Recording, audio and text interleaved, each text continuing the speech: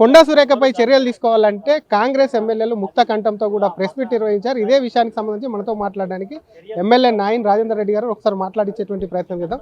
Sir, మీ జిల్లాకు చెందినటువంటి మంత్రి, మీరు గతంలో వారికి సంబంధించి కొన్ని సవాళ్ళు కూడా వేశారు. ఈ విధంగా ముఖ్యమంత్రి మీద కానివ్వండి, పార్టీ మీద మాట్లాడడం, వాళ్ళ కుమార్తె మాట్లాడడం ఎలా చూస్తారు, ఏం డిమాండ్ చేస్తారు?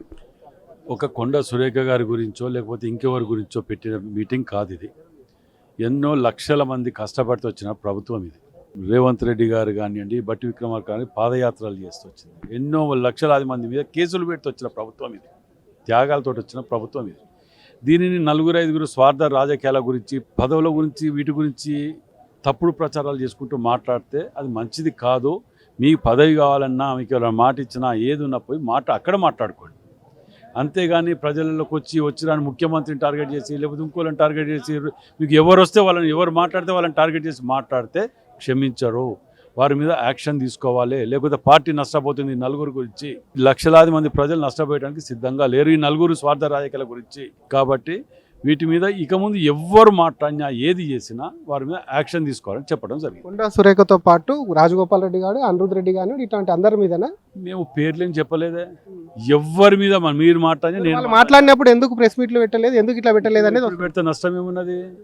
అప్పుడే పెట్టాలని ఏమున్నది? గతంలో మేము వచ్చి గాంధీ భవన్లో ప్రెస్ మీట్ పెట్టి చెప్పించిపోయినాం. తెలుసో తెలియదో మీకు?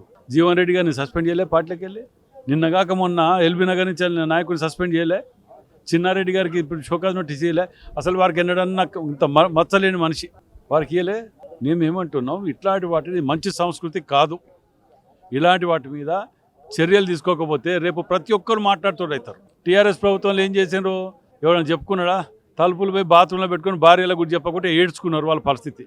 మా దగ్గర స్వేచ్ఛ ఉంటుంది కదా అని చెప్పిస్తే దాన్ని ఆసరాగా తీసుకొని ఇది విధమైన పరిస్థితులు తీసుకొస్తున్నారు. కాబట్టి దీని మీద ఎట్టి పరిస్థితుల్లో ఎవరు తప్పు చేసినా చర్యలు తీసుకోవాలని తప్ప ఓ కొండ సురేఖ గాను, ఒక రాజగోపాల్ రెడ్డి గారనో, ఇంకెవరైనా కాదు ఇది.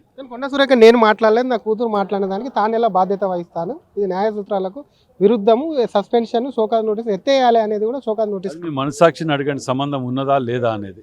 నేను చెప్పటం కంటే మీ మనస్సాక్షిని అడగాలి. పద్ధతి అన్నది మీకు తెలియకుంటే జరుగుతున్నాయా?